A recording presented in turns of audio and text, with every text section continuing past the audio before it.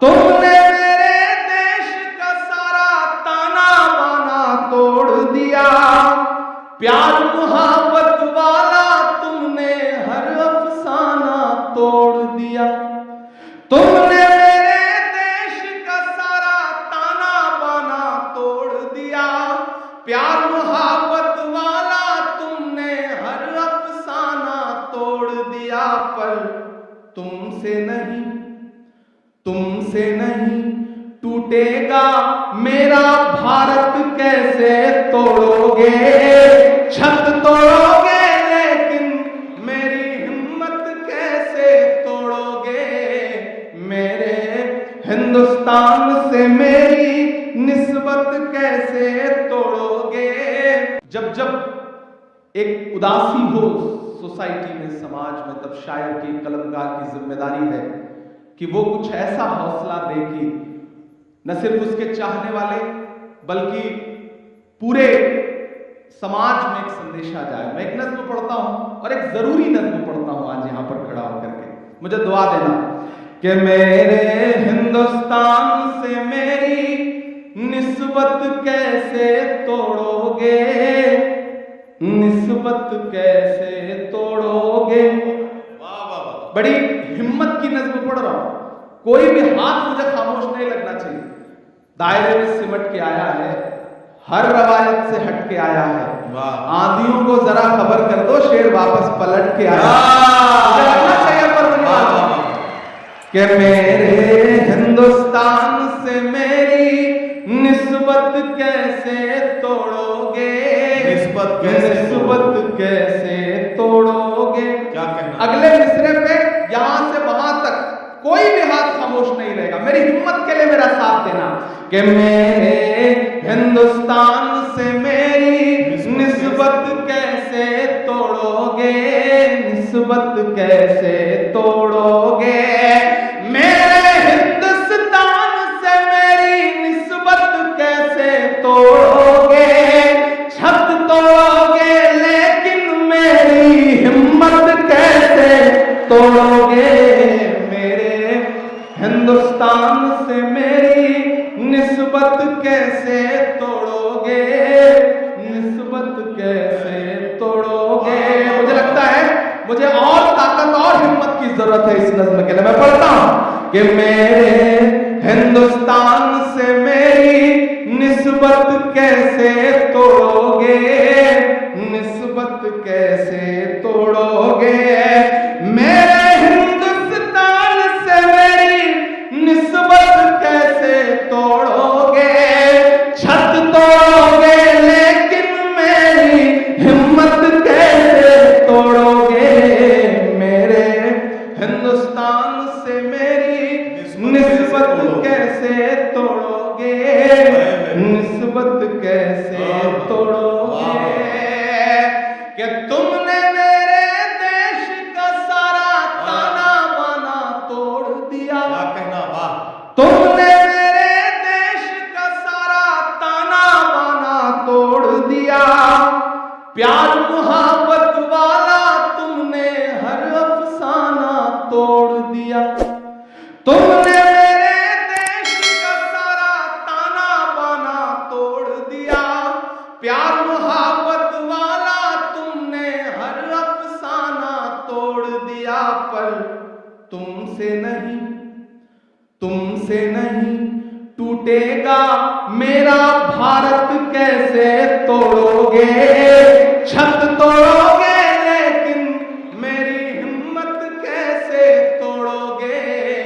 मेरे हिंदुस्तान से मेरी निस्बत कैसे तोड़ोगे, निस्बत कैसे तोड़ोगे। कि बुलडोजर के शोर के पीछे हर सच्चाई पस्त हुई, मुझको जालिम का तरफदार नहीं लिख सकते, कम से कम वो मुझे लाचार नहीं लिख सकते। जहां हथेली पे लिए बोल रहा हूं जो सच, उसको इस देश के अखबार नहीं लिख सकते। मैं हिम्मत करता हूं। दोस्तों, इमरान प्रताप गरी की नज़्म सुनने के बाद आप अपनी राय में क्या कहना चाहते हैं वो नीचे कमेंट बॉक्स में जरूर बताएं। मसला, अगर पेशाब की तरह कोई पतली नजासत जूते या चमड़े के मोजे में लग गई जो दलदार नहीं है तो बेधोए पाक न होगा। मसला, कपड़ा और बदन फकत धोने से ही पाक हो जाता है, चाहे दलदार नजासत लगे या दिल की किसी और तरह पाक नहीं होता। मसला, आईना का शीशा, छुरी, चाकू, चांदी, सोने के जेवर, फूल, तांबे, लोहे, गिल्लट, शीशे वगैरह की चीजें अगर नजिस हो जाए तो खूब साफ कर ले या रगड़ देने या मिट्टी से मांझ डालने से पाक हो जाती है, लेकिन अगर नक्शीन जैसे हो तो बेधोए पाक न होंगी। मसला, ज़मीन पर नजासत पड़ गई, फिर ऐसी सूख गई कि नजासत का निशान बिल्कुल जाता रहा तो नजासत का धब्बा है ना बदबू आती है, तो इस तरह सूख जाने से ज़मीन पाक हो जाती है। लेकिन ऐसी ज़मीन पर तयम्मुम करना दुरुस्त नहीं, अलबत्ता नमाज पढ़ना दुरुस्त है। जो ईंटें या पत्थर, चूना या गाड़े से ज़मीन पर खूब जमा दिए गए हों, बेद सूखे ज़मीन से जुदा ना हो सके, उसका भी यही हुक्म है कि सूख जाने और नजासत का निशान न रहने से पाक हो जाएगी। मसला, जो ईंटें ज़मीन में फ़कत बिछा दी गई हों, चूना या गाड़े से उनकी चढ़ाई नहीं की गई है तो उसे वो सूखने से पाक न होगी, उनको धोना पड़ेगा। मसला, ज़मीन पर जमी हुई घास भी सूखने और नजासत का निशान जाते रहने से पाक हो जाती है, मगर कटी हुई घास हो तो बेधोए पाक न होगी। मसला, नजिस चाकू, छुरी या मिट्टी और तांबे वगैरह के बर्तन अगर दहकती आग में डाल दिए जाए तो भी पाक हो जाते हैं। मसला, नजिस मिट्टी से जो बर्तन कुम्हार ने बनाए तो जब तक वो कच्चे हैं नापाक हैं, जब पका लिए गए तो पाक हो गए। मसला, शहद, शीरा, घी या तेल नापाक हो गया तो जितना तेल वगैरह हो उतना या उससे ज़्यादा पानी डालकर पकाए, जब पानी जल जाए फिर पानी डालकर पकाए, इसी तरह 3 दफ़ा पकाने से पाक हो जाएगा। मसला, नजिस रंग में कपड़ा रंगा तो फिर इतना धोए कि पानी साफ़ होने लगे तो पाक हो जाएगा, चाहे कपड़े से रंग छूटे या ना छूटे। मसला, बिछोने का एक कोना नजिस है और बाकी सब पाक है तो पाक कोने पर नमाज पढ़ना दुरुस्त है। जिस ज़मीन को गोबर से लेपा हो वो नजिस है, इस पर बगैर कोई पाक चीज़ बिछाए नमाज दुरुस्त नहीं। मसला, गोबर से लिपटी हुई ज़मीन अगर सूख गई हो तो उस पर गीला कपड़ा बिछाकर भी नमाज दुरुस्त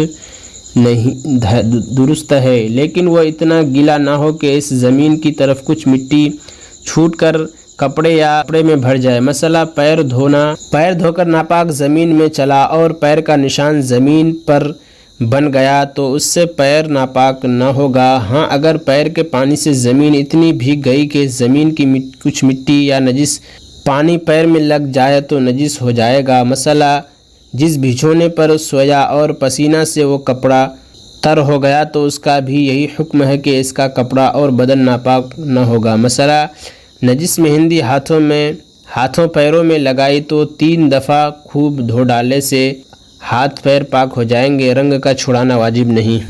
मसला, गल्ला गाने के वक्त अगर बैल गल्ला में पेशाब कर दे तो ज़रूरत की वजह से वो माफ़ है, यानी गल्ला इससे नापाक ना होगा, और अगर उस वक्त के सिवा दूसरे वक्त भी में पेशाब करे तो नापाक हो जाएगा। मसला, काफिर खाने जो शय बनाते हैं उसको इसी तरह इनके बर्तन और कपड़े वगैरह को नापाक न कहेंगे तावक्तिया उनका नापाक होना किसी दलील या करीना से मालूम न हो। बाज़ लोग जो शीरा वगैरह की चर्बी इस्तेमाल करते हैं उसको पाक जानते हैं, यह दुरुस्त नहीं। हाँ, अगर तबीक हाजिक दीनदार की राय हो कि इस मर्ज़ का इलाज सिवाय चर्बी के और कुछ नहीं तो ऐसी हालत में बाज़ उलमा के नज़दीक दुरुस्त है, लेकिन नमाज के वक्त इसको साफ़ करना ज़रूरी होगा। मसला, रास्तों की कीचड़ और नापाक पानी माफ़ है बशर्ते के बदन या कपड़े में नजासत का असर मालूम ना हो।